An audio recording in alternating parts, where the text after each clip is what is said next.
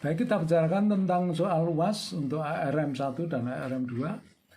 Jadi mekanisme ini, omega 2 diketahui yaitu 1 radian per detik.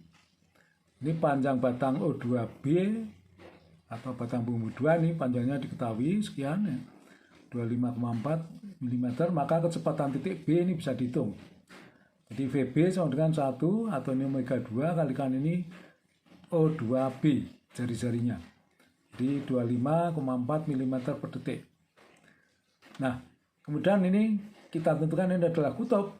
Kecepatan titik B itu tegak lurus O2B, maka dari kutub kita gambarkan garis tegak lurus O2B. Nah, ini kita skalakan. Nah, skalanya adalah ini. Jadi untuk kecepatan sekian, saya gambarkan panjangnya adalah 12,7 cm. Artinya panjang vektor 1 cm itu menunjukkan kecepatan 2 mm per detik. Oke, jadi ini digambarkan 12,7 panjangnya, maka titik ini adalah titik B aksen. Kemudian dari B aksen kita gambarkan garis tegak lurus BC. Ini garis tegak lurus BC. Nah, ini merupakan tempat kedudukan C aksen maupun P3 aksen. Kemudian titik C ini terletak pada peluncur yang bergerak horizontal. Maka dari kutub kita gambarkan garis horizontal. Maka ini merupakan tempat kedudukan C aksen. Nah, perpotongan garis ini dan ini tadi, ini merupakan titik C aksen. Sehingga dari kutub sampai titik C aksen itulah VC. Jadi kecepatan titik C. Nah, ini bisa kita ukur panjangnya berapa.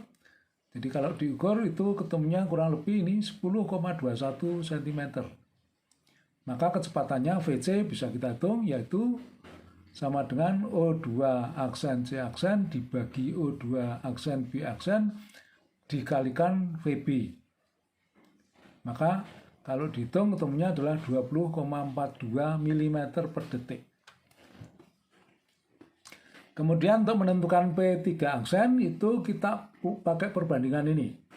B aksen P3 aksen banding B aksen C aksen sama dengan BP3 banding BC. Atau berarti B aksen P3 aksen sama dengan ini adalah B aksen C aksen.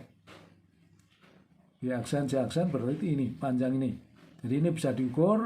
Kalau diukur ketemunya adalah 9,12 cm.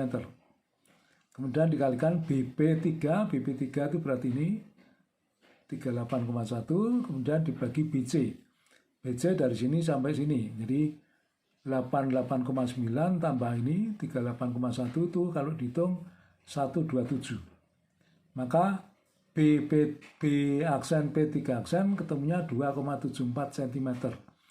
Maka dari titik B aksen kita ukur ke sana 2,74 cm. Maka di titik di sini adalah titik P3 aksen. Maka dari kutub kita tarik garis ke sini itulah VP3. Kemudian P3 dan P6 itu berimpit ya. P3 terletak di batang bumbung 3, P6 terletak pada batang bumbung 6. Maka nih kedua titik ini mempunyai kecepatan relatif arahnya sejajar dengan batang bumbung 3 atau BC. Maka dari P3 aksen kita gambarkan garis ini sejajar BC. Nah, ini merupakan tempat kedudukan O6 aksen. Kemudian P6 itu terletak di batang bumbung 6 berputar terhadap O6. Maka titik P6 itu kecepatannya pasti tegak lurus ini. Sehingga dari kutub O6 aksen kita gambarkan garis tegak lurus P6 O6. Nah, ini merupakan tempat kedudukan P6. Ini salah nih, mestinya P6 aksen ya. Ini P6 aksen. Nah, ini kedudukan P6 aksen, yang ini juga, maka titik potong di sini adalah P6 aksen.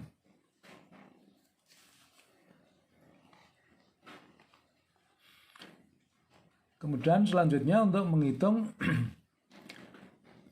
omega 3 dan omega 6, Jadi B aksen C aksen tadi ketemu 9,12 cm.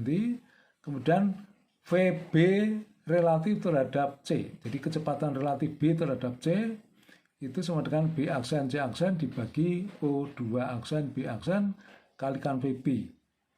Jadi B aksen C aksen tadi diukur 9,12, O2 aksen B aksen itu 12,7 yang ini tadi panjang ini.